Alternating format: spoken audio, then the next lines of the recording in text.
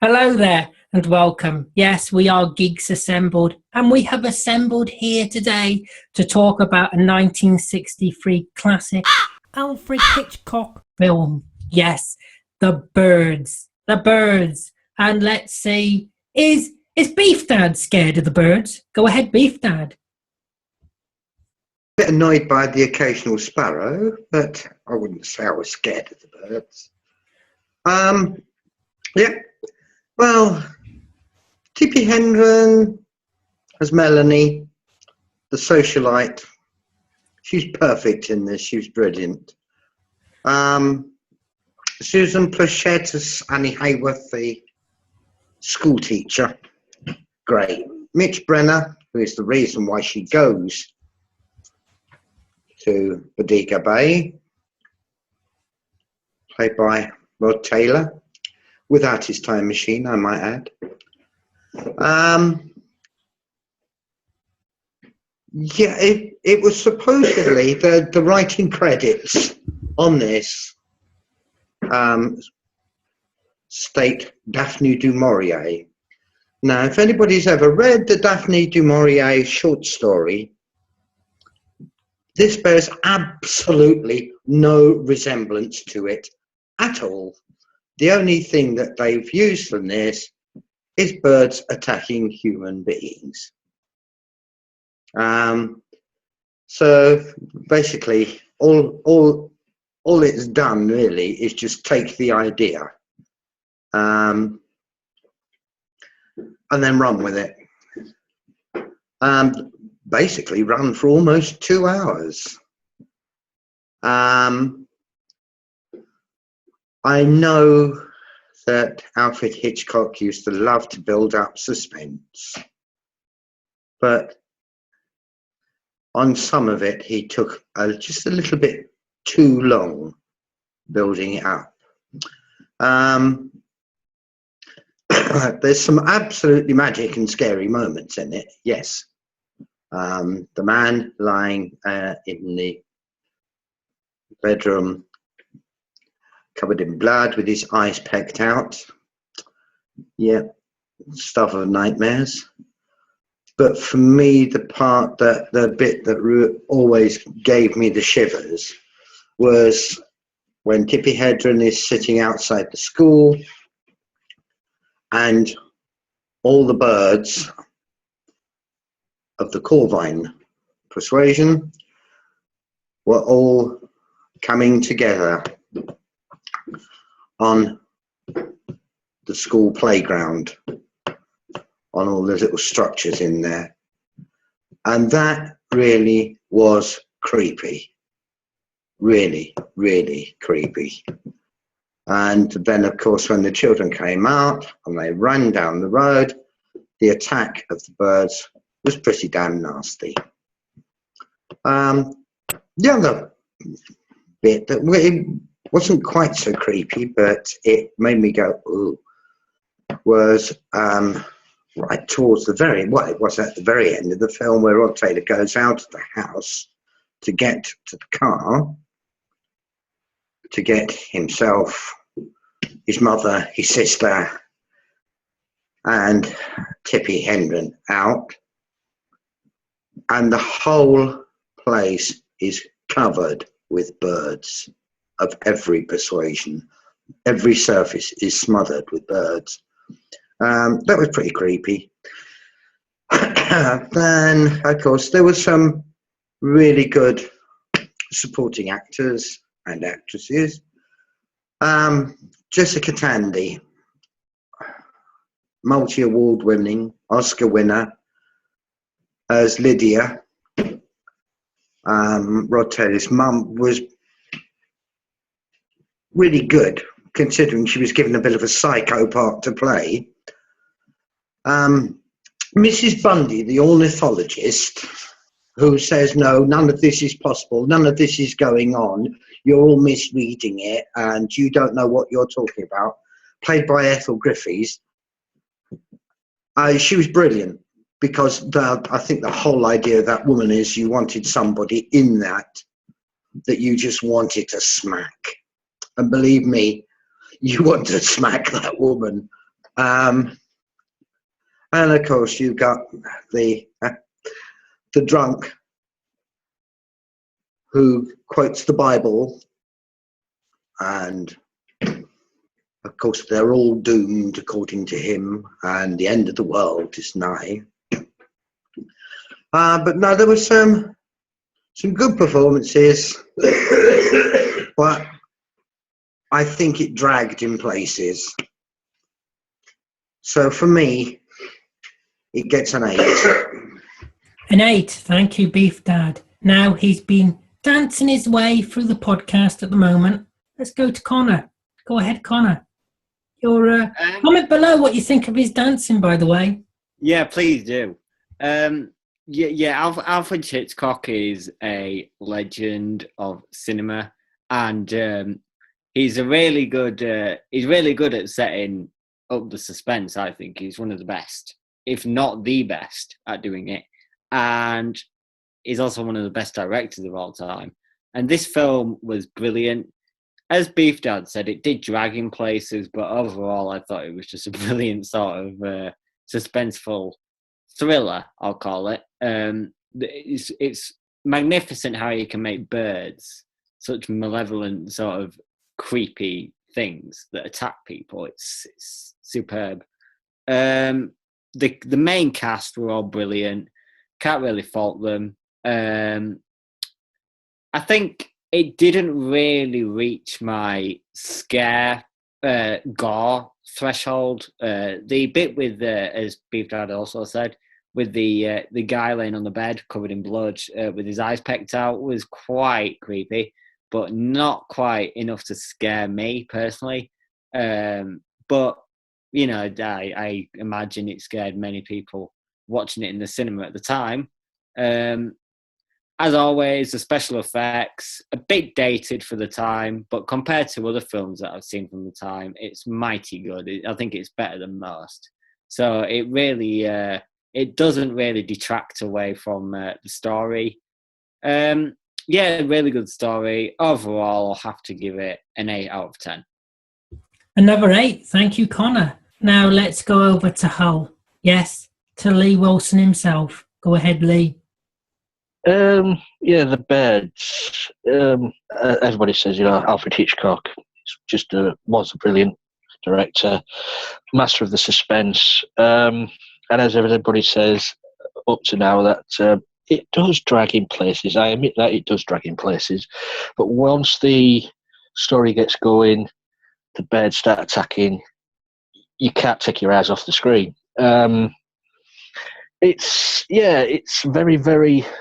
It makes you think. It makes you wonder, because it doesn't really give you an answer to why the birds are doing this. That's never really answered. And to get, as Beef Dad says, all the birds at that scene where Rod Taylor's walking through the yard and it's all the seagulls just stood there and all like that.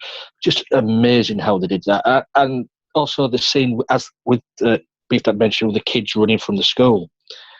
Okay, you can see some of the birds are painted on, but also there are real birds there perched on the kids' shoulders, the crows and all that. You can see they are real birds. I mean, that must have been terrifying for those young kids when they were filming that. But it brings more realism to it, I suppose. And it has its funny moments as well. I mean, nobody's mentioned this, but Tippi Hedren, as she's driving to Bodego Bay with the lovebirds in the cage, in the car, and she's zooming around the bends on the road. Did you see the lovebirds on the perch? She's going. That just made me giggle. But just brilliant. That. It's as Connor says, the gore factor's it's not bad. It's a suspense thriller. It's not horror. I say the worst thing is the guy with his eyes pecked out. But one of the worst scenes for me is Tippi Hedren when she's going up the stairs into that room and the roof is all caved in and all the birds are in that room and she gets herself locked in that room. And the attack on Tippi Hedren then, it just takes your breath away. It really does. I mean, that is good acting, good directing.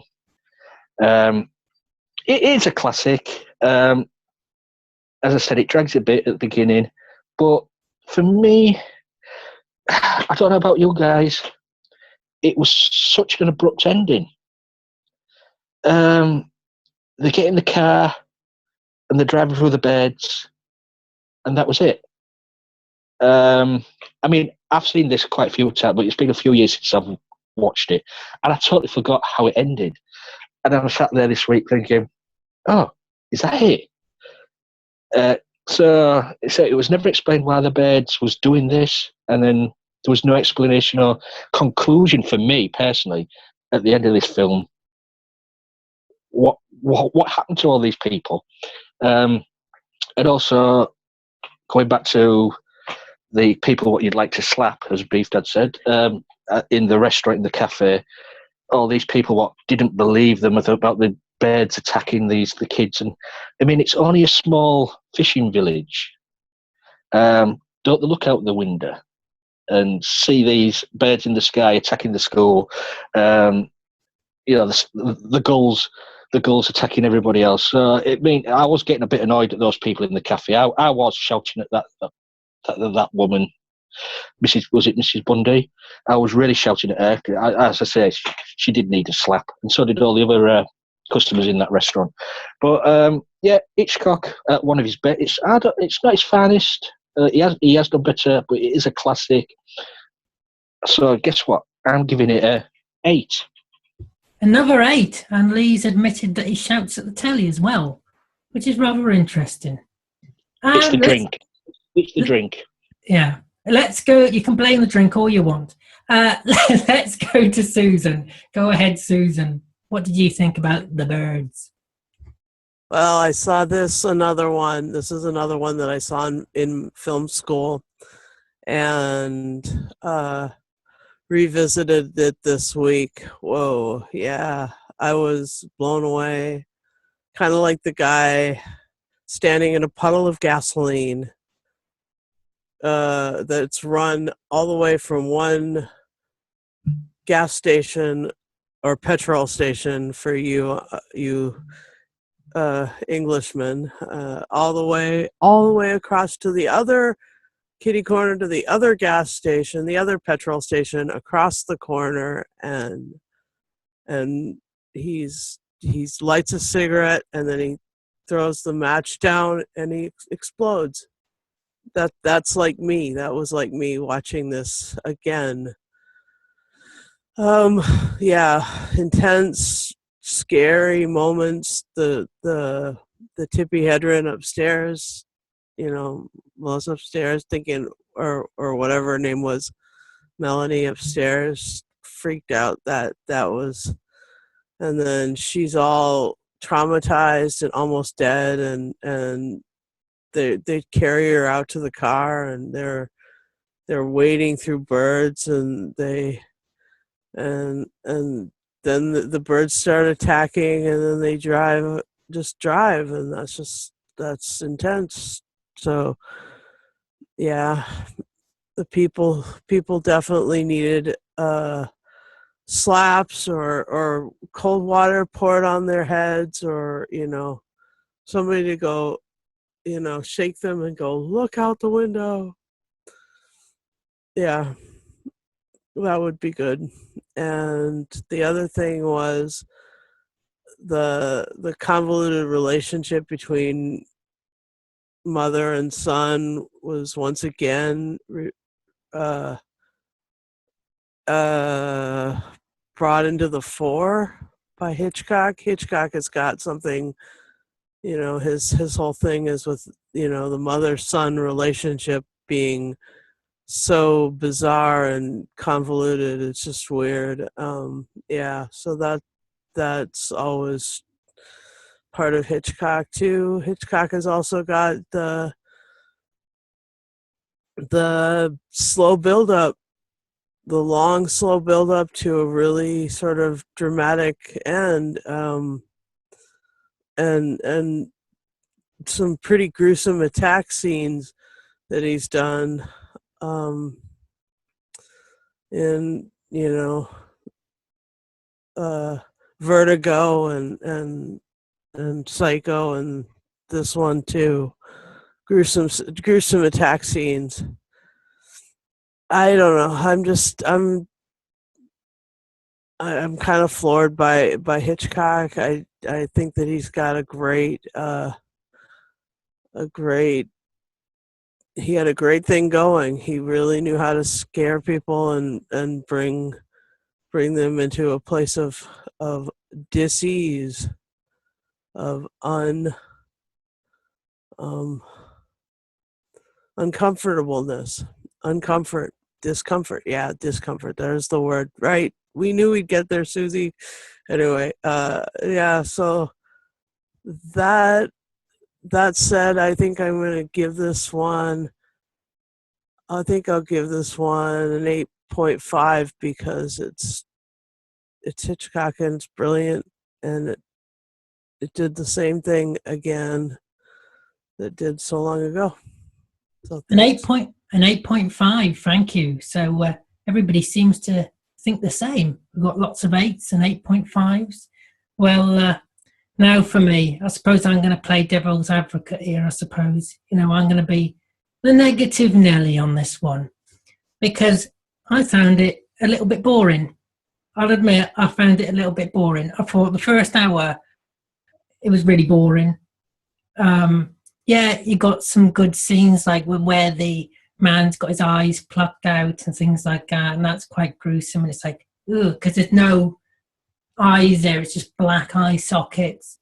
I did think the effects were actually quite good. With the birds flying around the house and things like that. And I don't know how they got, like Lee said, I don't know how they got all the birds there at the end. They got all the birds there when they were driving off. That was very good. But there was no meaning. There was no real meaning, was there? There was no real meaning why the birds were there. I mean, I'm watching a program at the moment called Zoo. You heard of Zoo? And that's a bit in a way like this because you get animals attacking people, like bats and birds and things like that. But it actually gives a reason for it, a reason behind it. And I don't know, it didn't grab me from the offset, to be honest. The acting is good, but I just couldn't get into it. It was just something I just couldn't get into. And God, I've got to rate it now. I'm gonna give it a 5. Yeah, a 5. I'm gonna give it a 5. And I apologise to all the Hitchcock fans out there. I'm gonna throw the floor open to whoever wants to speak. So go ahead. Okay, I just really wanted to ask the question. I missed it this time around. I don't know where it was. Where was Alfred Hitchcock's his cameo in this? Right at the very beginning.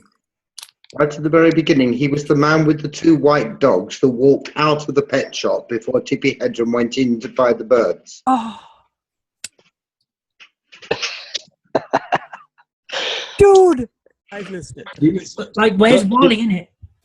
He's going to go back and rewatch. Susan's going to go back and rewatch that now, just that little bit.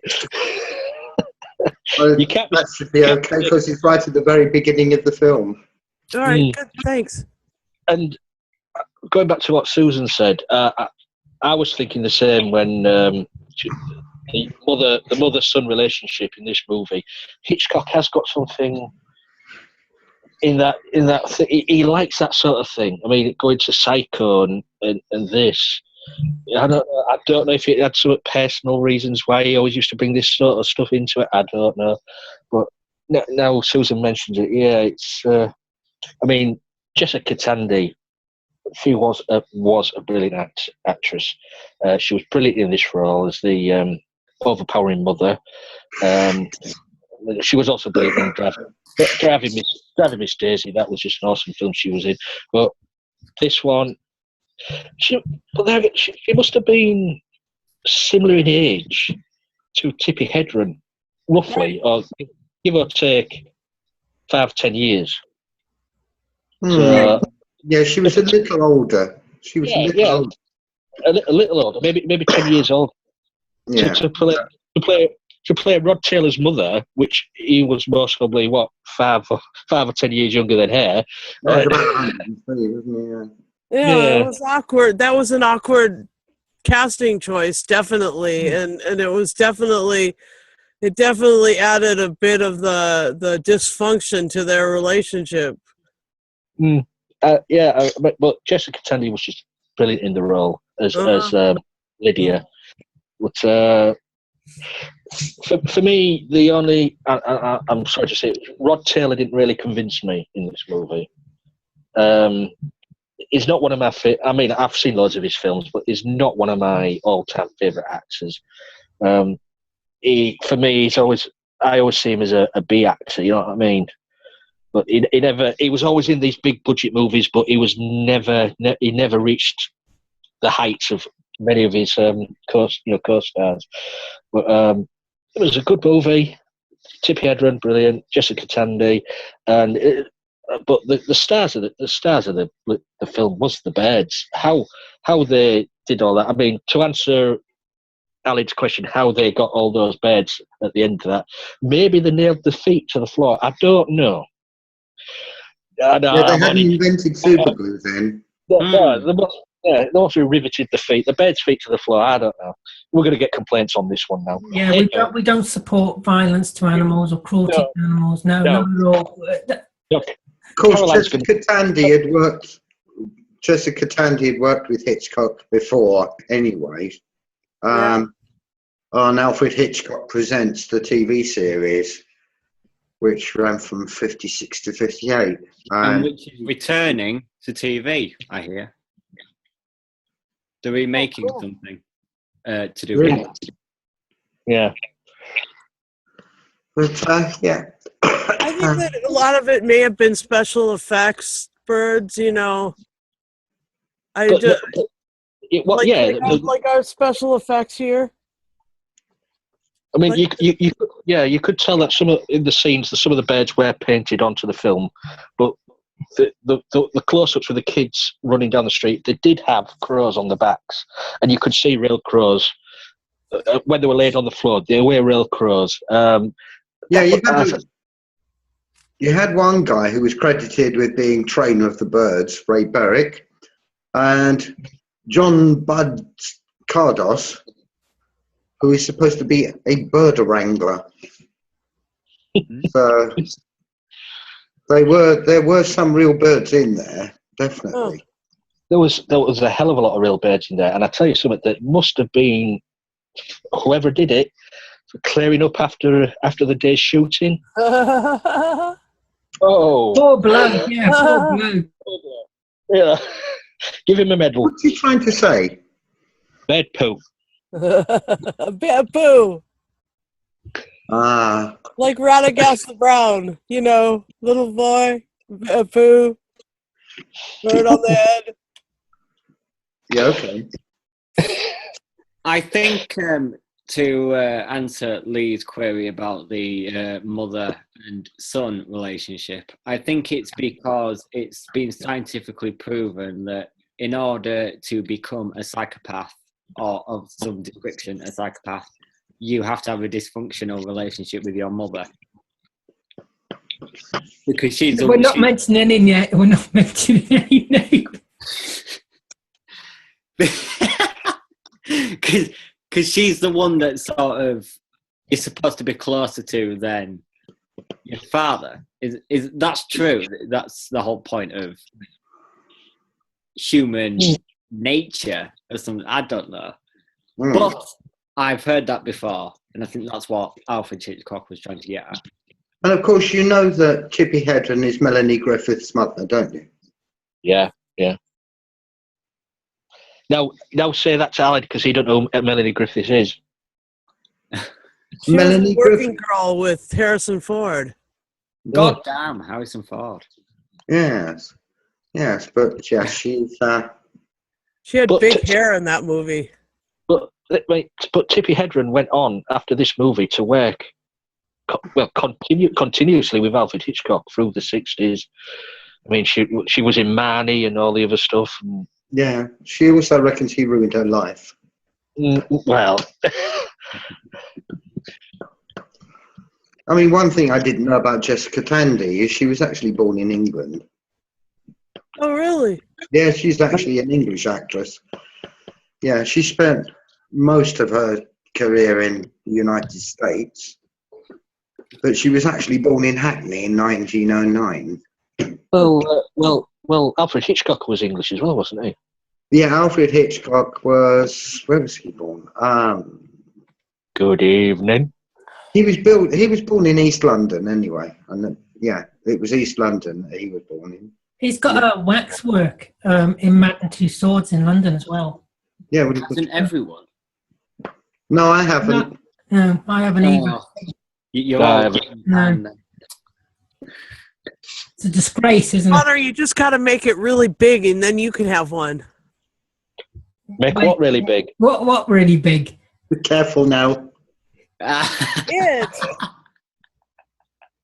You know, make Not on cast, you're not, mate. It's still on the cast theme of birds. It's amazing how many English actors, directors always seem to make it big when they go across the ocean to America. Well, this is the argument. What's better, English actors, American actors? I personally think English actors are better. Actors are actors. It doesn't matter where you're from. It just matters about your talent. It's sort of different methods of training. Is It matters on your talent, and if you're successful, that's all it is. Can you say that word again, please? I don't think that word came out quite rightly. You put a bit of emphasis on the sex there. Well, that's really what it is about the English actors versus American actors. Is that the English actors, their accent is sexy, their demeanor is sexy. It's seriously. As an American who's watched a great deal of American and English cinema and American and English television, I really think that and we make pretty damn good villains. yes, Yeah. it's true. That's true. Yeah. Take over And the in films universe. as well. All you need is an English accent. Which would mean it'd be easy for me to get into the movie industry. You ain't got a face for it. You're more suited to radio, Connor. Yes. You got a radio face. That's a squishing his head. This is going to be edited. Keep going. Keep going. Leave this.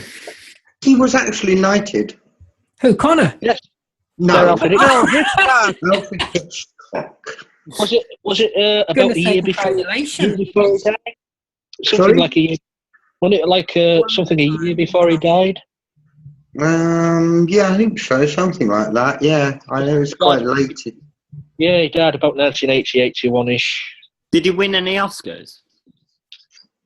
I think so. Can't remember. Did Psycho win any Oscars? I think Psycho won some awards, but I don't know if it was Oscars or...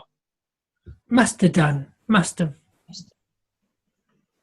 He's done well. I can't remember. Well, if he hasn't, he wouldn't be the only great director. Yeah, in 1979 he was knighted. 1980 he died. Yeah. Why do they always wait until late in life to knight these people? Give the knighthoods to them while they're still in the prime. And they give Stephen Moffat an OBE while he's still writing Doctor Who. Oh, don't start. Oh, dear. Does anybody have any more to say about the birds? No, it's a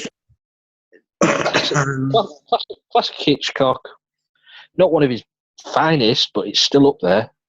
This is the sequel to Psycho as well, isn't it? So it's Psycho was what? It's not a sequel. No, but I mean, it was the one that was straight after, so he sort of had a bit of pressure. Yeah. It doesn't mean it's a sequel.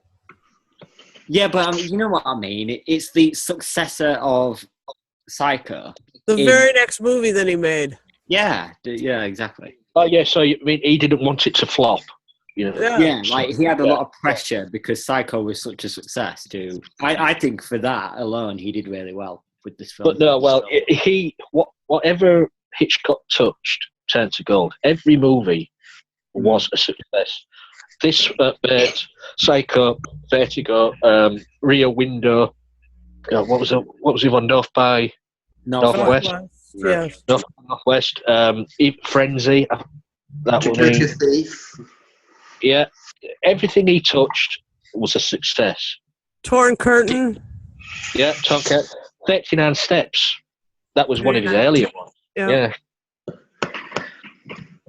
was Talented did that man. well at the box office.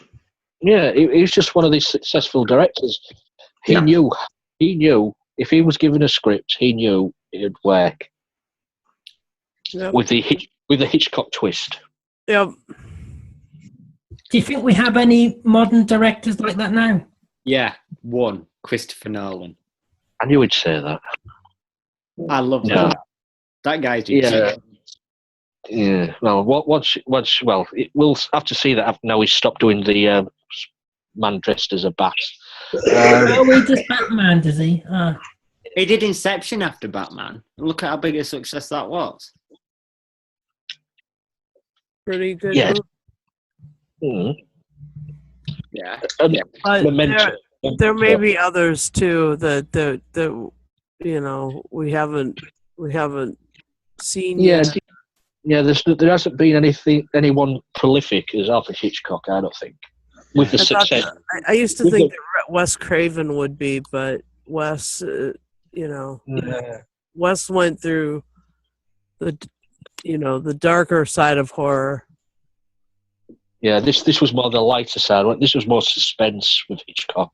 Yeah. Hitchcock wasn't really a horror guy. He played with your head in Hitchcock. Yeah.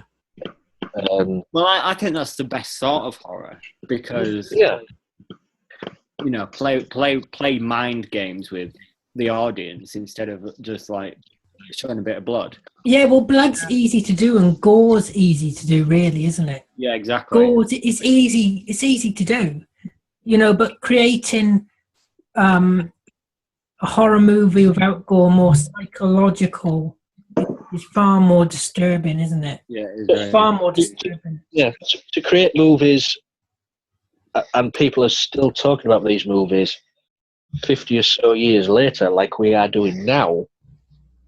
That is success. That is a successful director. Yep. Yeah, I agree.